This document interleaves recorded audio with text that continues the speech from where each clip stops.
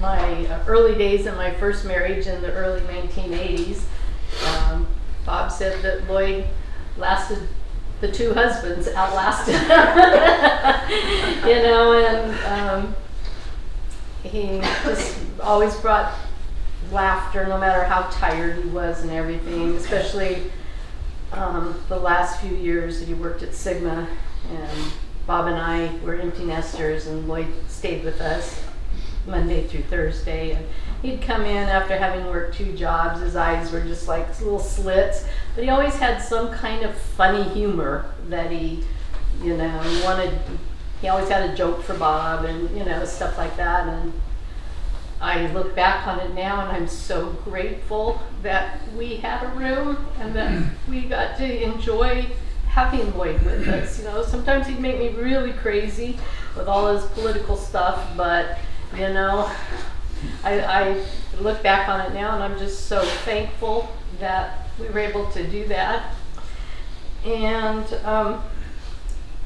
I was sharing with Kip, Lloyd was always showing up at my work when I worked at Holman. One year he forgot my birthday, and so the next day he comes in, waltzes in, that's back in the days of the singing telegrams, and he walks in and he goes, "Hey ladies, gather round, come on, gather around, I forgot my sister's birthday." And then he breaks into song, and of course, the whole time I worked at Holman, they always wanted to know about Lloyd.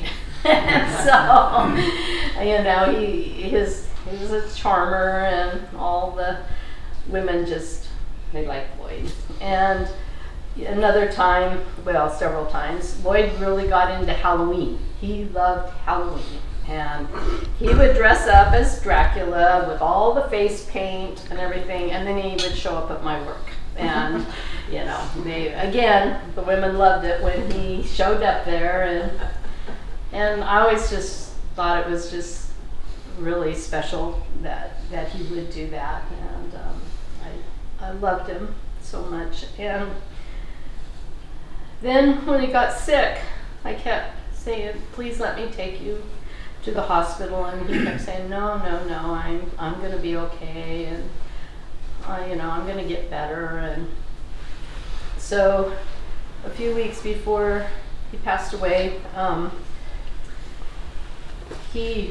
I picked him up in Washougal and drove him down to Carroll's because we had some paperwork we all had to work on. And, you know, it was an hour and a half or so drive, almost 2 hours, and we just had the best time of communication, going and taking him back home. And, you know, I was sharing with him a new Christian music group that was new to me, and I had super tight harmony, and we were just, you know, it was so fun to share that with Lloyd, and Lloyd's just his love of music, and just, you know, talking about the harmony, and, you know, and you could just see how much that he loved that. He loved music, he loved harmony, it was just really, I look back on it, I'm just so thankful that we got to share that together. And then when I took him finally to the ER, and I was there, I guess, about 9 hours with him, and, you know, he and I, we just, while we're waiting on tests and everything, we just really had an opportunity to share, and we shared faith, and, you know, we talked about that sometimes we have to choose faith, and when things look really bad, sometimes we just have to choose that, you know, we're gonna trust God. And he and I talked about that a lot, and I miss him so much. I can't believe that we're actually going through this right now, but in my heart, I know where he is, and he and I talked about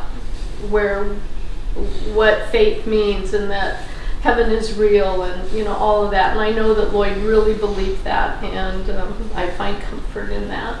And anyway, that's what I have to say. I have a couple of memories of Lloyd that I think speak to what I felt like our relationship was always like, and what I always remember him for. One was when we were, I believe it was in Oakland. Lloyd loved to instigate things, and he came to me and he was going to pull a prank on Mom and Dad, who were downstairs playing ping pong. And I was supposed to help him by helping him put ketchup on him and various things.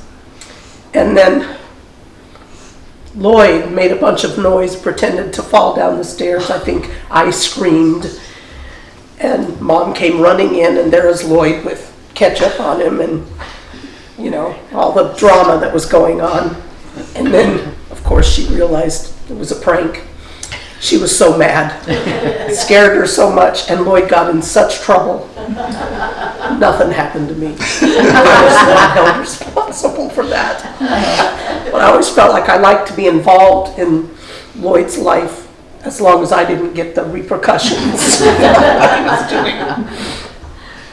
Another thing that I remember, kind of will speak to what Wanda was saying too, is when he was living with Mom and Dad in Twin Falls, and I had gone to visit, and at a certain point Lloyd and I decided to go to the grocery store. We got to the checkout line, and the checker was a woman, you know, she was probably in her 50s. My memory is that she was a middle-aged woman, and Lloyd proceeded to just charm her. He visited with her, and he talked about her hair, and he just went on and on. That woman was just a puddle by the time Lloyd walked away. Lloyd could do that to anybody. He just would light up people's day, you know, and in times when probably things weren't very good for him, he could still try to bring sunshine into other people's lives.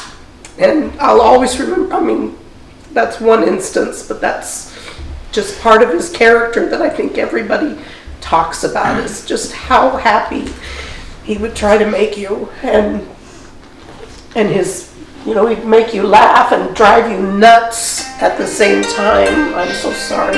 Is that, oh, that's yours. That was mine. For years, I should have known better, but we'd go in for a hug when we saw each other, and before I could even know what was happening, Lloyd's head went right here, and he'd go, oh, I fall for it every time.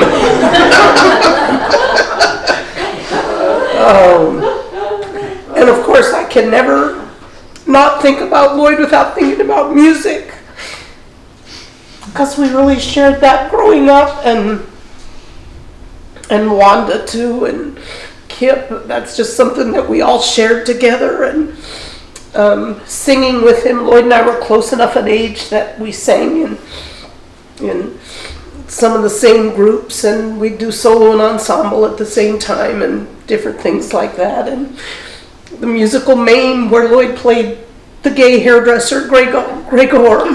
He was so good at that. That's frightening, but he was so good at that.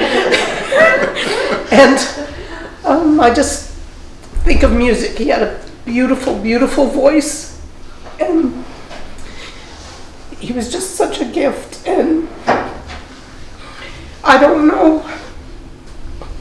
I know that eventually we're a wonderful, strong family, but it just feels like such a hole with him gone, because his personality was so, so large, and his loving nature, and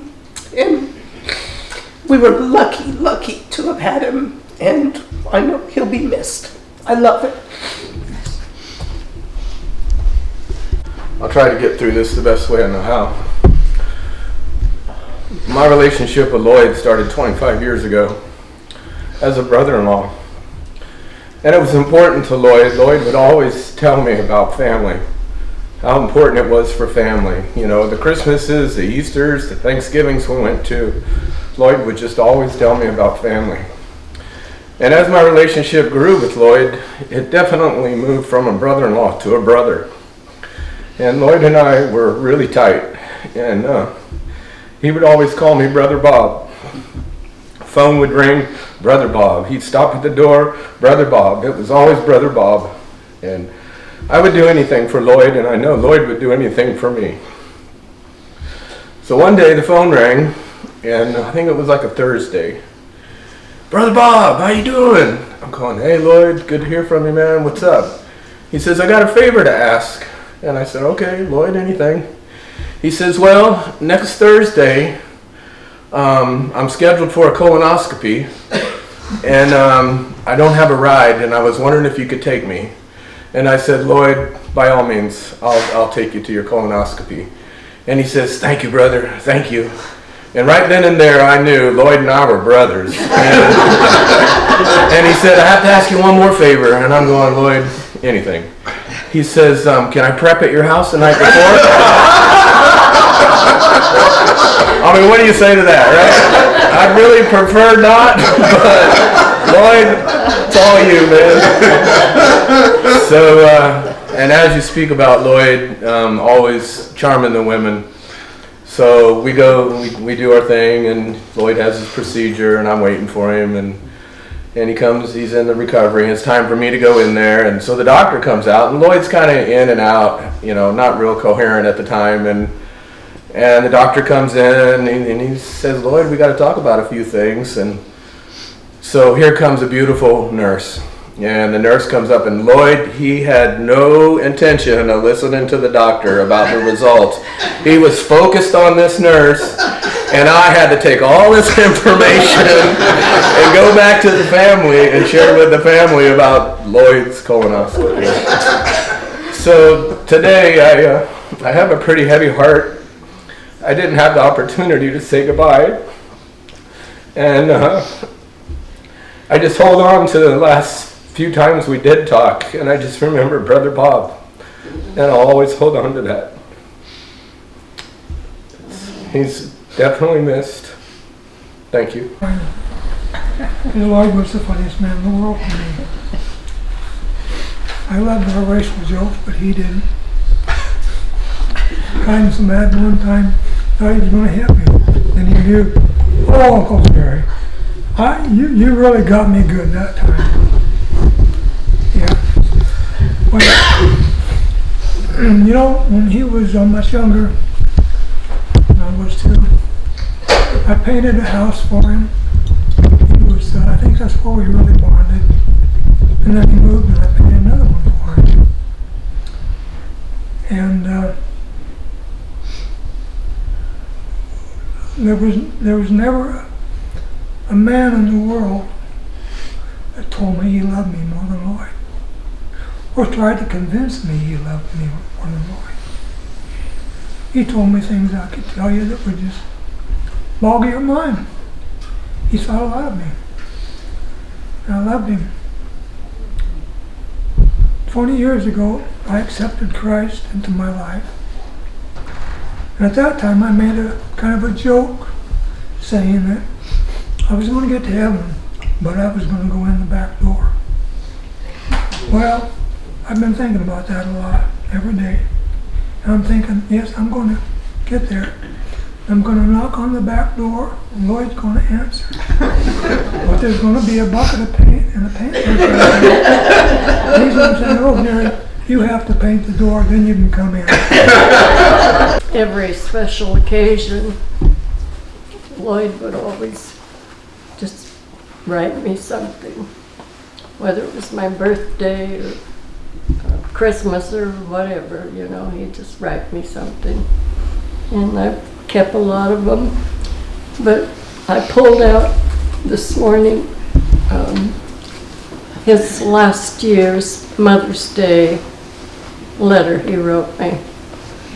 And I thought I'd just read it to you. He says, "Dear Mom, I'm excited to spend a day with you and Dad. This past year has really put a crimp in getting together as a family. Oh my gosh, how this COVID virus has changed our lives. To feed has changed our lives. And I have taken them,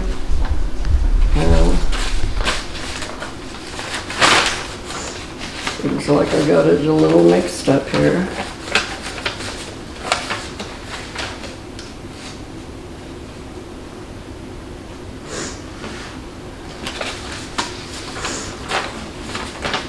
Oh, you and Dad have had to put up with some incredible challenges. It breaks my heart that I was not able to be with you like my brother and sisters were. Yet, even though I wasn't there, you still made sacrifices for me and my family. I don't have the words to properly express the gratitude we have for your love and support. Never could have made it without you, Mom.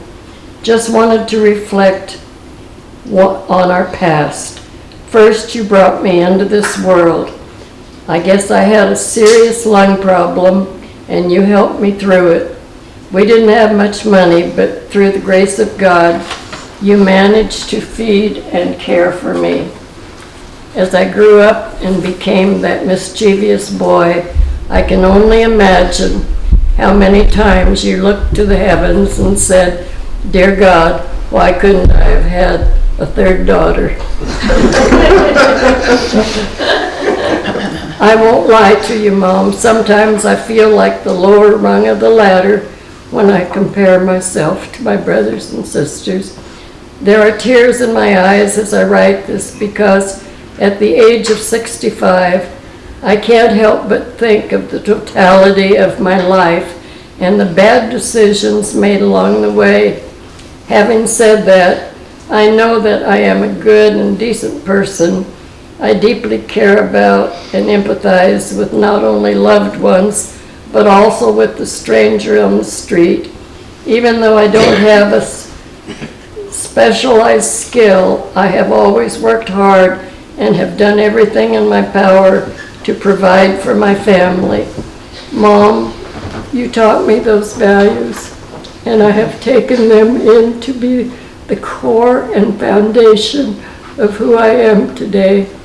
I wanted to wish you a happy Mother's Day, Mom. I just can't imagine my world without you. Right now, I can't imagine mine without him. Thank you for the love, compassion, and wisdom you've shown me over the years. If I can be just half the person you are, then my life will be a rich and meaningful life. I love you with all my heart and wish you a wonderful and happy Mother's Day. And when I got up this morning, I sat down in my chair with my cup of coffee, and I just, all of a sudden in my mind was going through the chorus we used to sing. I will sing of the mercies of the Lord forever. And I couldn't get it out of my mind. I will sing of the mercies of the Lord forever.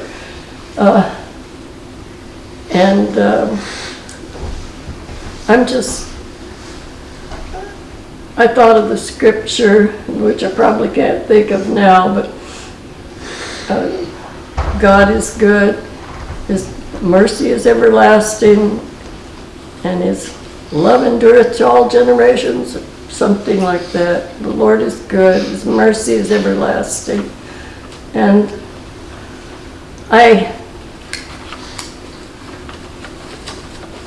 Lloyd had some tough times, but the mercy of the Lord,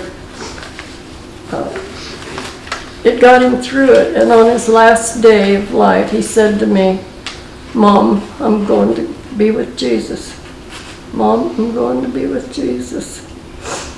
And he never lost his faith. He had some tough times, but he was right in his letter. He said, Mom, I'm a good person. He was a good person. Of course, I loved him, and I still love him.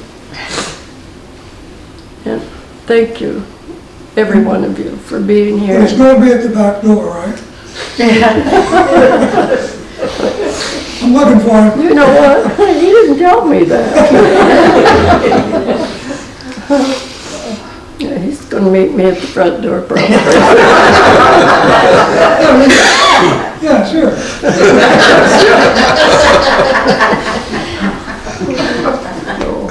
Anyway, thank you all for coming and for the good words that have been said. And I know you all have good things to say, if you'd like to say them.